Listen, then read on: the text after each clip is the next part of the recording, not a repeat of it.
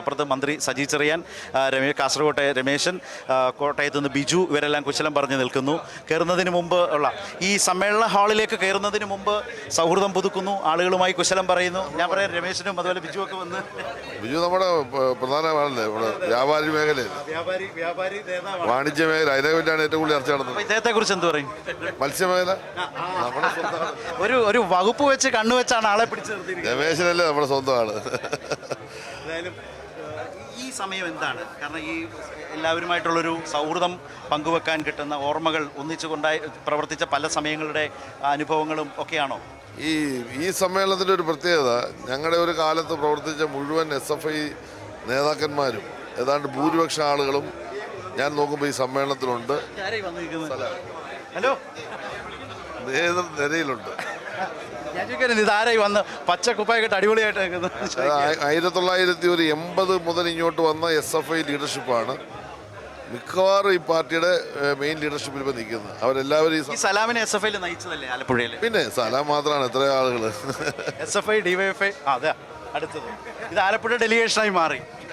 ഇതെന്താ ഇവിടെ നിന്നാണ് പി ചിത്രത്തിൽ ചോദിക്കുന്നത്. ശിഷ്യന്മാരാണ്, ശിഷ്യന്മാരെയും ഒക്കെ കൂട്ടി നിൽക്കുകയാണ് എല്ലാവരും. അങ്ങനെ കാസർഗോഡ് ശിഷ്യന്മാരാണ്. കാസർഗോഡ് SFI ആണ്, ഞങ്ങൾ ഒരുമിച്ച് തന്നെ SFI കാസർഗോഡ്. ഞാൻ പറഞ്ഞു, ഒരു വലിയ സെറ്റ് SFI, 80-ന് ശേഷമുള്ള SFI മിക്കവാറും എല്ലാ നേതാക്കന്മാരും സമ്മേളനത്തിൽ. നിങ്ങൾ രണ്ടുപേരും കൂടി നിൽക്കുന്ന നമ്മുടെ കേരള ഹൗസിന് മുമ്പിൽ പാൻ്റൊക്കെ ഇട്ട് അടിപൊളിയായിട്ട് സമരത്തിന് വന്നപ്പോൾ ചിത്രരഞ്ജൻ പറഞ്ഞിട്ട് എടുത്തൊരു ഫോട്ടോ എൻ്റെ കയ്യിലുണ്ട്. എൻ്റെ ഓർമ്മയുണ്ട് അന്ന് രാത്രിയിലെടുത്തത്, ദില്ലിയിൽ വെച്ചിട്ട് ജന്തർ മന്ദർ സമരത്തിൻ്റെ സമയത്ത് MLA-മാരൊക്കെ വന്ന് നേതൃത്വത്തിന് വന്ന സമരം. ഫോട്ടോയുടെ കാര്യത്തിൽ പുള്ളിക്ക് ഒരു വിട്ടുവീഴ്ചയില്ല. ഫോട്ടോയുടെ കാര്യത്തിൽ വന്ന് നിന്ന് ഇടയ്ക്ക് ഒന്ന് ട്രോളി അല്ലേ?